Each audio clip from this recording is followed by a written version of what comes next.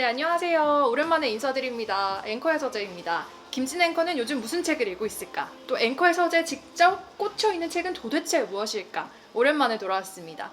제가 요즘에 복직해서 육아도 하고 일도 하고 또 꽉TV 편집도 하고 제가 PD 역할도 하잖아요? 그래서 너무너무 바빴어요. 많은 분들의 요청이 있었는데 이제서야 좀 돌아오게 됐습니다. 참! 큰 상 받으셨죠?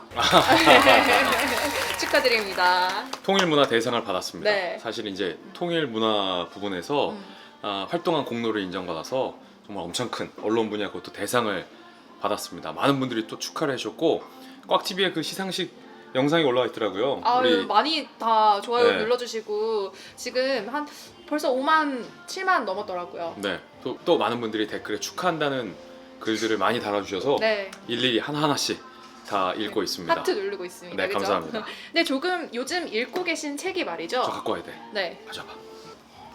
읽고 계신 책이 말이죠. 네. 참 말이죠 이게. 네. 네. 왜요? 딱 걸렸어요. 딱 걸렸어. 제가 읽고 있는 거 봤는데 딱 걸렸어요. 네. 조국 교수 책을 읽고 계시더라고요. 조국의 법고전 산책 맞죠? 딱 걸린 건 아니고 네. 딱 걸린 건 아니고 그 이 책을 읽고 있는 와중에 하필 또 앵커의 서재를 찍으러 네. 오시니까 본의 아니게 이렇게 됐는데 이거 제가 해명을 하는 것도 좀 이상하잖아요. 그쵸, 이 앵글이 참 어색하네요. 어색하죠. 왜 이럴 수 있죠. 이게 나온 지 한 달도 안 된 신간입니다. 네. 그런데 따끈따끈하네요. 처음에는 이제 아내도 재판에서 유죄를 받고 본인도 지금 재판 중인데 그쵸. 언제 또 책을 냈나. 아우, 시간이 없었을 것 같아요. 대단한 겁니다. 네. 그래서 처음에 이제 궁금해가지고 언제 쓰고 언제 냈나 궁금해서 읽기 시작했는데 읽다 보니까 이 내용이 은근 또 재밌어요. 아, 그래요? 궁금해요, 이름이. 제목이 법고전 산책이잖아요. 그래서 이제 15권의 정말 유명하고 정말 고전적인 사상가들의 책을 조국 교수가 법학자잖아요. 그래서 그 책을 이제 소개하는 네. 그런 책입니다. 그런데 그 사상가들의 사상가 논리는 사실 뭐 죄가 없잖아요. 그쵸. 저자한테는 혐의가 있어도 사상가들한테는 고전한테는 이게 뭔 죄가 있습니까? 아무 죄가 없습니다. 그래서 굉장히 좀 흥미로울 것 같아서 제가 좀 읽고 있습니다. 그리고 또 이제 현대 민주주의를 읽은 중요한 사상적 기초를 제공한 유명한 작품들이 나와서 또 조국 교수는 이걸 잘 아시는 분이 또 알만한 분이 또 왜 그랬을까? 왜 그랬을까? 왜 그랬나 싶은 대목들도 많아가지고 이거 알면서 이랬다고? 뭐 이런. 네네네 복합적인 생각을 하면서 읽고 네. 있습니다. 정치인 조국이 아니라 법학자 조국의 관점으로 쓴 책이다 뭐 이렇게 말할 수 있겠어요. 궁금해요. 근데 원래 김진 앵커가 고전책류를 좋아하잖아요. 네네네. 그 전에 했던 앵커의 책들도 보면은 뭐 징비록, 유발하라리 사피엔스, 손자병법 이런 것들이 그러네요. 예, 정의란 무엇인가 이런 게 좀 느낌이 있어요. 뭔가 공통점이 있어요. 맞아요. 뭐냐면 뭔가 있어 보이는 느낌. 아니 그건 아니고 오랜만에 하시는데 자꾸 매기네요. 이렇게 쓱쓱 매기는데 멋부리는 느낌. 멋부리는 건 아니고 이 고전들이 갖고 있는 힘이 있죠. 옛날 사람들이 쓴 책이지만 지금 현대 사회를 살아가는 우리들에게 시사하는 통찰력이 있죠. 그쵸. 물론 이제 후대 사람들의 해석의 여지가 많이 반영이 돼서 고전은 어떻게 해석하느냐에 따라서 무궁무진한 함의를 갖고 있다라는 매력이 있다 이런 장점이 있고. 두 분 좀 취향이 통하네요. 누구랑요? 저자랑 저자랑 저랑. 학자 조국이 이름이요.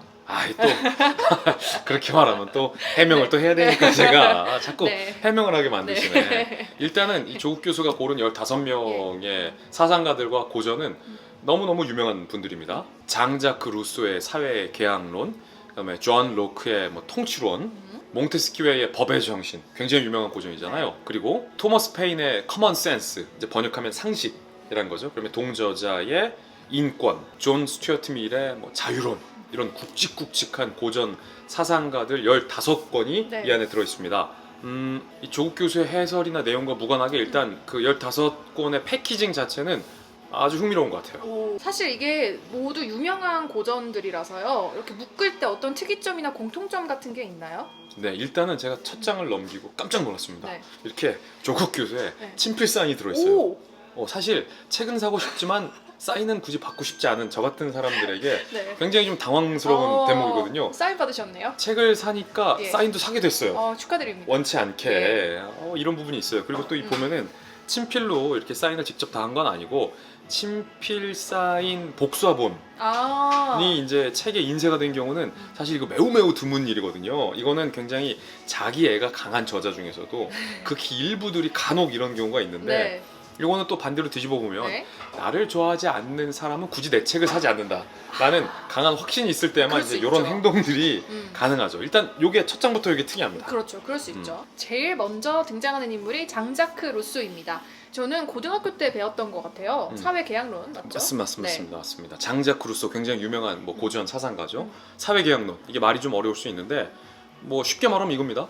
그 국가라는 시스템이나 국가에서 권력을 행사하는 통치자들의 권력이 뭐 날 때부터 선천적으로 하늘이 주어진 게 아니라 네. 그 사람들이 뭐 특별하게 태어난 게 아니라 우리 국민들의 어떤 사회적 합의와 선출과 일종의 어떤 합법적인 계약을 통해서 만들어진 시스템이 국가라는 거고 그런 입법자들이라는 거죠. 네. 다시 말해서 국민들에게 권리가 있는 거지 우리들의 도움이 없이 저 사람들에게 부여받은 권력은 의미가 없다. 권력은 국민에게로부터 나온다라는 굉장히 현대 민주주의의 가장 근간이 되는 이론을 이 장자크 루소가 제공한 거죠. 실제로 장자크 루소의 사회계약론은 네.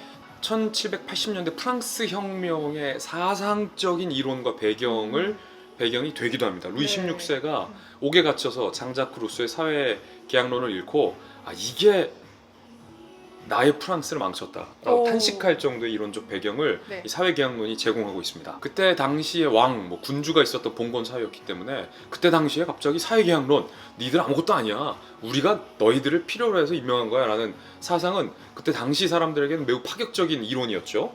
장자크 루소가 실제 사회계약론 책에서 이렇게 언급합니다. 어떤 인간도 자기와 같은 인간들에 대해서 자연적인 권위를 갖지 못하기 때문에 그리고 힘은 어떠한 권리도 만들어내지 못하기 때문에 오로지 계약만이 우리로 말하면 선거죠.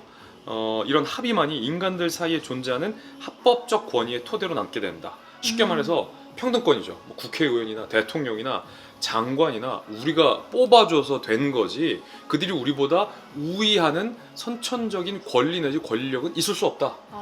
우리가 동의할 때만 그들의 권력이 인정된다라는 평등권을 강조하고 있는 거죠.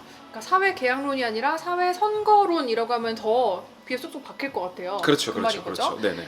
진짜 설명을 잘하시는데 여기까지가 이제 루소의 사회 계약론입니다. 조국 교수는 여기에 대해서 뭐라고 설명을 하던가요? 그게 포인트인데 이 조국 교수는 사회계약론의 일부의 1장을 딱 가져옵니다. 루소가 뭐라고 얘기했냐면 인간은 자유롭게 태어났지만 어디서나 이 쇠사슬에 묶여 있다. 다른 사람들보다 더 노예가 되어 있음에도 불구하고 자기가 그들의 주인이라고 믿는 자들이 있다. 착각하며 살고 있죠.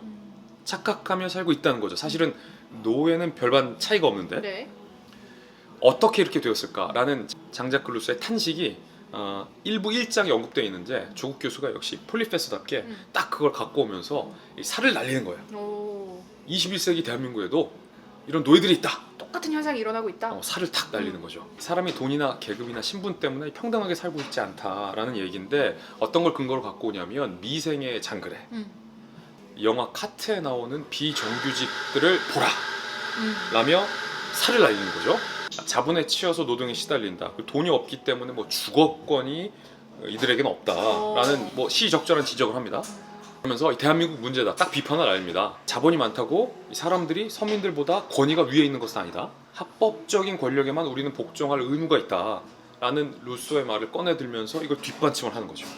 루소의 말은 맞는 것 같아요. 근데 그거를 잘 아시는 분이 왜? 그러니까 이제 거기서 그 대목에서 우리가 그렇죠. 이제 좀 갸우뚱을 하는 거죠. 보세요. 조국 교수, 정경심 교수는 어떻습니까? 서울대 교수, 아버지가 민정수석, 법무부 장관. 그다음에 정경심 교수는 동양대 교수. 이분들은 본인의 노력으로 합법적인 권위와 권력을 획득한 분들이니까 그렇죠. 비판받을 대목은 아니에요. 네. 그런데 루소가 비판한 대목이 뭡니까? 인간은 사회적 지위나 자본의 많고 적음 때문에 대를 이어서 낮은 지위나 가난이 되물림돼서는 안 된다 라는 걸 루소는 비판하고 있거든요. 사회계약론에서. 대를 이어서. 그런데 이 조국 케이스 같은 경우는 본인이 획득한 권위와 사회적 권력을 자식들에게도 되물림해주고 싶은 거죠. 서울대 인턴 증명서를 위조하고 동양대 총장 표창장을 위조하고 친한 변호사 사무실에서의 인턴 경력서를 위조하잖아요. 이거 네. 정경심 씨 재판 대법원에서 다 유죄가 나왔던 죄목들입니다. 네. 그러면서 남들에게는 가재, 붕어, 개구리가 되라. 그렇게 살아라 라고 강조를 한단 말이죠. 만약에 장자크 루소가 아직까지 살아 계셔. 이 대목을 보면 과연 살아있어. 네. 뭐라고 얘기할까? 이미 장자크 루소는 사회계약론에서 네. 이렇게 일가를 미리 날렸습니다. 잘못된 정부에서는 이 평등이 피상적이고 환상이 지나지 않는다. 그저 가난한 자는 계속 빈곤 속에서 살고 부자는 계속 수탈하도록 하는 데 쓸 뿐이다. 사실 법은 언제나 가진 자들에게는 유익하고 못 가진 자들에게는 해롭다. 저는 이미 루소가 오래전에 이 조국 사태에 대해서 사회계약론에 일가를 해놨다라고 보고 있습니다. 오, 소름 돋아요 이게. 음, 그런데 이게 평행이론인가요? 음. 루소도 사생활 논란이 있었습니다, 그죠? 조금 있었던 게 아니라 네. 당시에서도 매우 크게 논란이 되어 있었습니다. 루소가 교육론 에미를 썼잖아요. 네, 네. 그래서 굉장히 교육의 아버지처럼 네. 우리가 받아들이고 있는데, 그랬던 루소가 본인의 집 이 세탁부와 동거하면서 자식을 5명을 낳습니다. 어머, 그런데 그 5명의 자식을 다 버려요.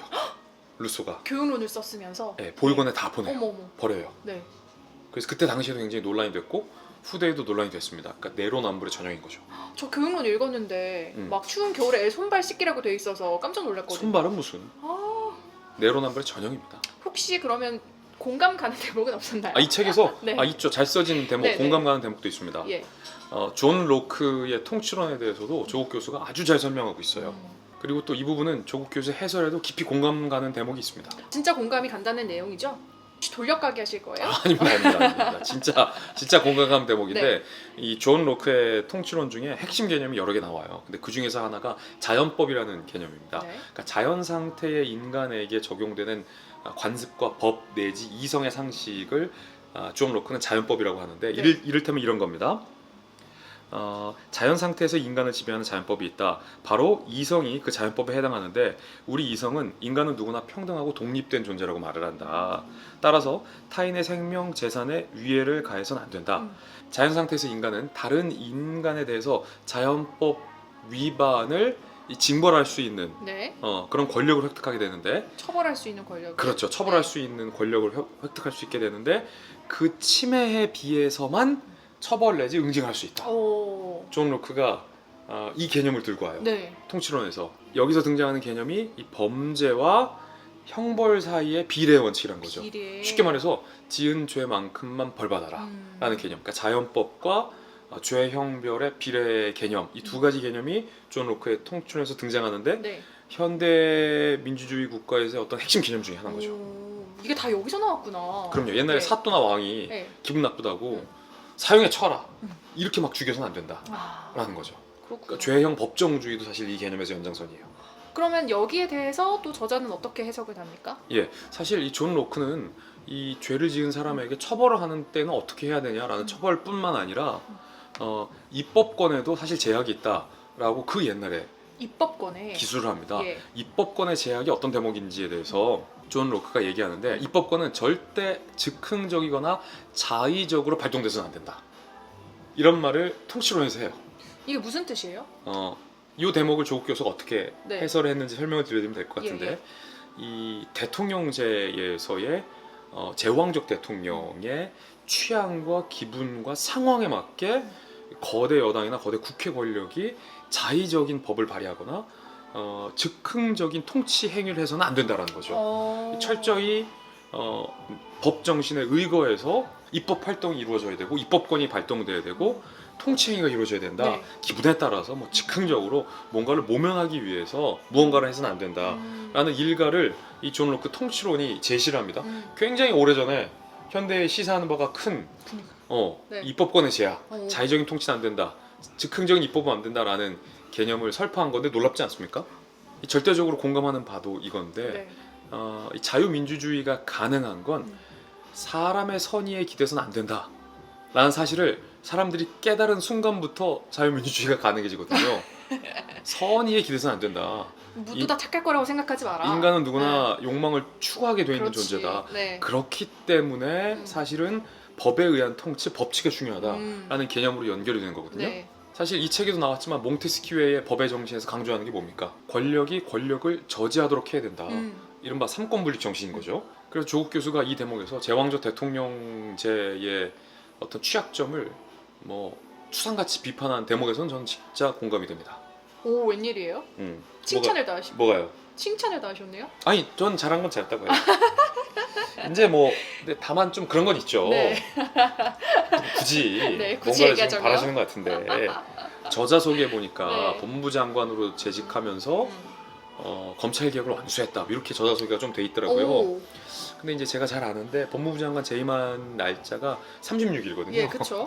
근데 그것도 또 쓰셨더라고요. 그러니까, 앞에. 예. 아니 그러니까 그런 거야. 그러니까 어, 36일간에 뭔 사실 개혁을 완수할 수 있겠어요. 36일간 개혁할 수 있는 거는 체중 감량밖에 없어요.